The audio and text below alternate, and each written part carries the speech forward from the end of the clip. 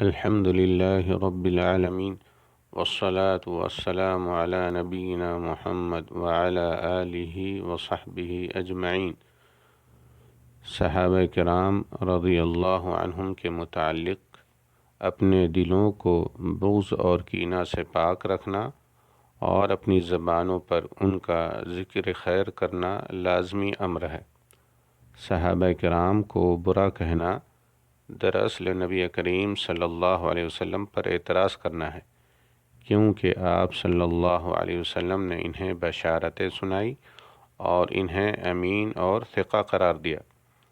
صحابہ کرام کو برا کہنا دراصل اللہ تعالیٰ پر اعتراض کرنا ہے، کیونکہ اللہ تعالیٰ نے انہیں اپنے نبی کی صحبت کے لیے منتخب فرمایا، انہیں اپنی رضامندی سے نوازا اور ان سے جنت کا وعدہ فرمایا۔ صحابہ کرام کو برا کہنا دراصل دین الہی میں طعنہ زنی کرنا ہے، کیونکہ اس دین کو نقل کرنے والے یہی صحابہ کرام ہیں۔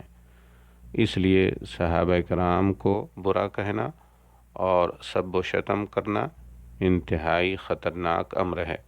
اللہ تعالیٰ کا فرمان ہے، والذین یؤذون المؤمنین والمؤمنات بغیر ما اکتسبوا فقد احتملوا بہتانا واثما مبینا۔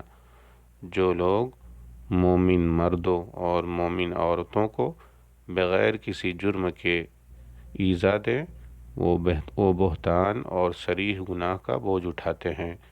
سورہ الاحزاب آیت نمبر 58۔ رسول اللہ صلی اللہ علیہ وسلم کا فرمان ہے، من سب اصحابی فعلیہ لعنت اللہ والملائکۃ والناس اجمعین۔ جس شخص نے میرے صحابہ کو برا کہا، اس پر اللہ کی، فرشتوں کی اور تمام لوگوں کی لعنت ہے۔ رواہ الطبرانی فی الکبیر۔ اللہ تعالی اعلم۔ السلام علیکم ورحمۃ اللہ وبرکاتہ۔